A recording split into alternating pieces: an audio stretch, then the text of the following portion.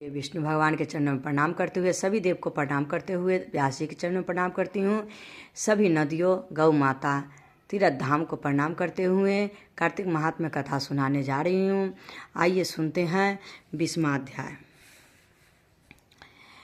विष्णु भगवान के चरणों में प्रणाम करिए और कथा सुनने और कथा सुनाने यथा व्यथा सभी व्यथा मिटती हैं और मन की शुद्धि भी होती है। कान द्वारा कथा जाते हैं, शरीर पूरा शुद्ध होता, पवित्र होता है, मन शुद्धि होता है। सुनिए, आइए सुनाने जा रही हूँ। नारद जी कहने लगे कि हे राजा पृथु, जो कार्तिक कृष्ण अमावस्या को दीपावली करता है वह कभी दरिद्री नहीं होता। इस संबंध में एक इतिहास सुनो। थूरसेन देश में सत्य शर्मा नाम का एक अत्यंत दरिद्री ब्राह्मण रहता था। उसके मन में सदैव यही लालसा बनी रहती थी कि यदि मेरे घर पास धन हो तो मैं उसे धनादि धार्मिक कार्यों में व्यय करूं। इसके लिए वह सदैव विष्णु का पूजन किया करता था। वह जो कुछ कमाता सब व्यय हो जाता।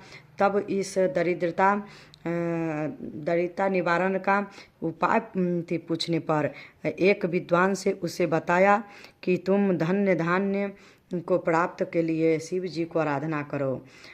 तब से वह शिव जी का उपासक बन गया और निदान 1 वर्ष बीतने पर एक दिन शिव जी ब्राह्मण का रूप धारण कर उसके पास आए और बोले कि हे विप्र, धन की प्राप्ति हेतु तुम राजा के पास जाकर उससे वरदान मांगो कि कार्तिक वदी अमावस्या को हमारे भी सिवाय और कोई अपने घर में दीपक न जलावे। ब्राह्मण ने ऐसा ही किया और राजा ने उसकी बात स्वीकार कर ली। निदान कार्तिक कृष्णामावस्या से एक दिन पूर्व अर्थात चतुर्दशी को सत्य शर्मा ने राजा के पास जाकर उसको स्मरण कराया। तो उसी समय राजा ने सारे शहर में ढिंढोरा पिटवा दिया कि अमावस्या को कोई भी घर में दीपक जलावे नहीं। राजा की आज्ञानुसार अमावस्या को रात्रि को किसी ने दीपक भी नहीं जलाया। जब रात्रि को लक्ष्मी जी नगर में आई तो देखा सारे नगर में अंधेरा है, मगर एक ब्राह्मण का घर खूब सजा हुआ, साथ ही दीपमाला जगमग हो रहा है। लक्ष्मी जी प्रसन्न होकर जब उस घर में जाने लगी तो ब्राह्मण ने उनका रास्ता रोक लिया और उन्हें कहने लगा, हे भद्रे, तुम्हारा पति अति कठोर है और तुम अति चंचल हो, इस कारण तुम हमारे घर में प्रवेश मत करो। तो लक्ष्मी जी कहने लगी कि भगवान के शयन के समय आई हूँ, अतः निश्चय करके तुम्हारे घर में वास करूँगी।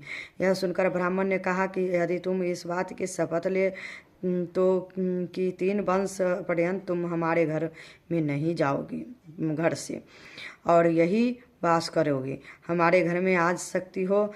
लक्ष्मी जी कहने लगी कि यदि तुम विधि पूर्वक पूजन करोगे तो मैं निश्चय तुम्हारे घर में वास करूँगी। यह सुनकर ब्राह्मण ने पूछा कि मैं किस विधि से तुम्हारा पूजन करूं।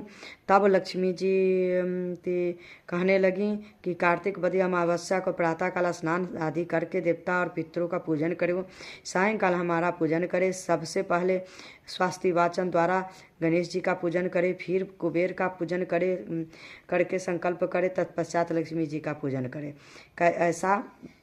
कैसा है?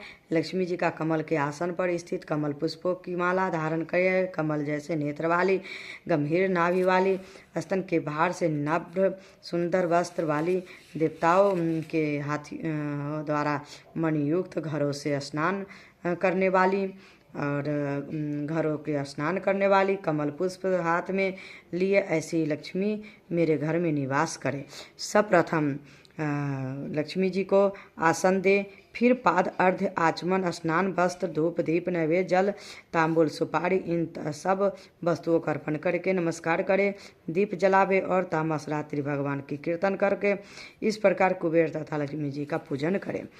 तो ते रहेंगे करके ते ब्राह्मणों को भोजन करावे। तत्पश्चात बंधु बांधवों सहित आप भी भोजन करें।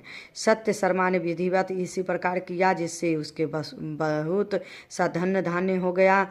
इसके बाद उसने अनेक यज्ञ भी किए। फिर सत्य शर्मा विरक्त होकर मथुरा चला गया और वहीं पर सामग्री रथ होकर विष्णु लोक को प्राप्त हुआ।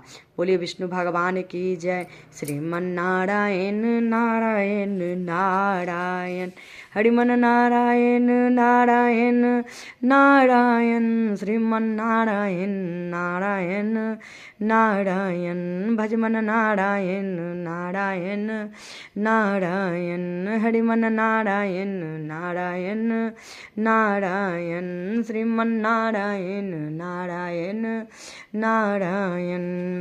हरे कृष्ण कृष्ण कृष्ण हरे हरे, हरे राम राम राम हरे हरे। बोलिए विष्णु भगवान की जय।